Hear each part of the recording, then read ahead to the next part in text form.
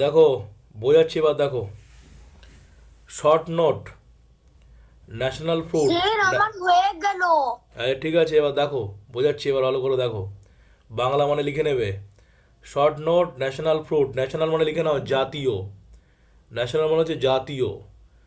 এরপরে তোমাদের শেখানো হবে national flag, national animal, national bird, national flower. ঠিক আছে, এগুলো বিভিন্ন আছে, ন্যাশনাল সং। এগুলো তোমাদের পরে শর্ট নোট হিসেবে করানো হবে, অ্যাডমিশন টেস্টের জন্য লাগবে। তাহলে শর্ট নোট হচ্ছে ন্যাশনাল ফ্রুট। দেখো, the national fruit of India is the mango. আমাদের ভারতের জাতীয় ফল হলো ম্যাঙ্গো মানে আম। ঠিক আছে, ইংলিশে তোমরা যেহেতু 2-3-তে পড়ো, তোমাদের ছোট করে সহজ করে লেখানো হচ্ছে। যখন তোমরা অ্যাডমিশন টেস্ট দেবে যখন, তখন এই সেন্টেন্সগুলো লিখলে যে হবে না তা নয়, আরেকটু ভালো করে লিখতে হবে, পরে তোমাদের শেখানো হবে, এখন এইগুলো করো। 2 নম্বর হচ্ছে mango is very sweet and tasty. Mango খুব মিষ্টি এবং টেস্টি মানে খুব খেতে খুব ভালো, খুব ভালো স্বাদ। 3 নম্বর হচ্ছে ইট গ্রোস, ভালো করে দেখো, ইট ইট আছে বলে দেখো গ্রোস, এস হচ্ছে দেখতে পাচ্ছ, বলা হয়েছে বারবার থার্ড পার্সন সিঙ্গুলার নাম্বার হলে এস, ভার্বের পরে এস বাই এস হয়। টেন্স শেখানোর সময় বলা হয়েছে ইস in the summer season. Summer মানে গ্রীষ্মকাল, গ্রীষ্ম ঋতুতে এটা হয়। দেখবে গরমকালে, যখন গরমকাল হয় ঠিক সেই সময় দেখবে আম বেশি পাওয়া যায়, বেশি আম পাওয়া যায়। অনেক আম আছে যে 12 মাস হয়। কেউ বলতে পারে স্যার এখনও তো আম পাওয়া যায়। অনেক আম আছে 12 মাস হয়, অনেক আম আছে যে আমটা বর্ষাকালে পাকে, এরকম আছে। কিন্তু আমের সিজন হচ্ছে গরমকাল, এটা মনে রেখো। 4 নম্বর হচ্ছে mango is good for our health. আমাদের শরীরের জন্য ম্যাঙ্গো খুব ভালো, আম খুব ভালো। বড় ক্লাসে যখন উঠবে, তখন বিজ্ঞান পড়বে, যখন সায়েন্স পড়বে, যখন তখন দেখবে আমের মধ্যে প্রচুর পরিমাণে বিভিন্ন ধরনের আমাদের শরীরে প্রয়োজনীয় যেগুলো প্রয়োজন সেগুলো রয়েছে। আমের মধ্যে অনেক কিছু রয়েছে, দেখবে ভিটামিন, প্রোটিন, শর্করা, কার্বোহাইড্রেট, এইগুলো বড় ক্লাসে উঠলে বিজ্ঞান মধ্যে জানতে পারবে। সোডিয়াম, পটাশিয়াম, ক্যালসিয়াম, ম্যাগনেসিয়াম, অনেক কিছু থাকে আমের মধ্যে, যেগুলো আমাদের শরীরের জন্য খুব ভালো।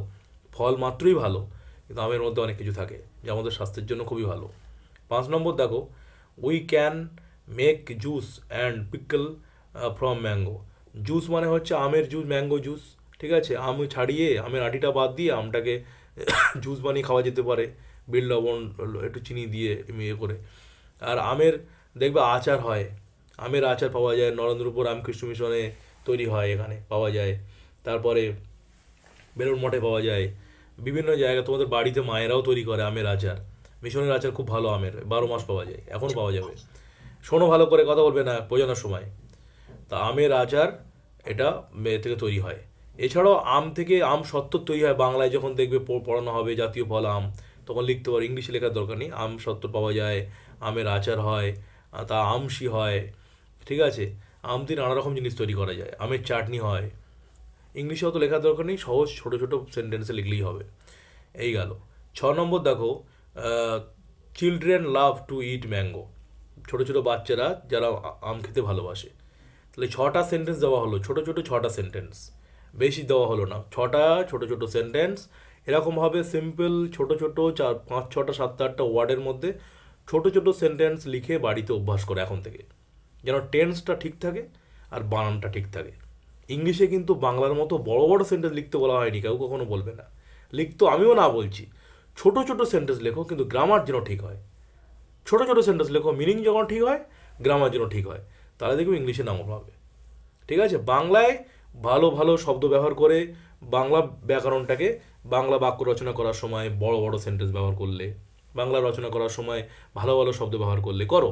ইংলিশ করার সময় ছোট ছোট সেন্টেন্সই করো, কিন্তু ভালো করে করো, গ্রামার যেন ঠিক হয়, মিনিং যেন, অর্থ যেন ঠিক থাকে। কেন ছোট বললাম? কারণ বড় লিখতে গিয়ে তোমরা ভুল করে ফেলবে, বড় লিখতে গিয়ে ভুল করে ফেলবে। বাংলা যতটা সহজ, যেহেতু তোমরা সবাই বাঙালি, আমরা সবাই, কিন্তু ইংলিশটা আমাদের কাছে তো বিদেশি ভাষা, এটা লিখতে গেলে একটু হলেও ভুল হবে। কোনো জায়গায় একটু বানান ভুল হয়ে গেল, কোনো জায়গায় একটু ইয়েস বা ইয়েস দিলে না, কোনো জায়গায় পাস্ট টেন্স হওয়ার কথা প্রেজেন্ট টেন্স রেখে দিলে, কোনো জায়গায় মানে ক্যাপিটাল হওয়ার কথা প্রপার নাউন ক্যাপিটাল লেখনি, শূন্য পেয়ে যাবে। এই ছোটো ছোটো সেন্টেন্স লেখো, কিন্তু যেন ভুল না হয় যেগুলো বললাম। তাহলে বলো, ন্যাশনাল ফ্রুট যে 6টা সেন্টেন্স দিয়েছি, এটা পরের দিন পড়া হবে তো, মুখস্থ হবে তো, বুঝে বুঝে করা যাবে তো? Yes or no? Yes,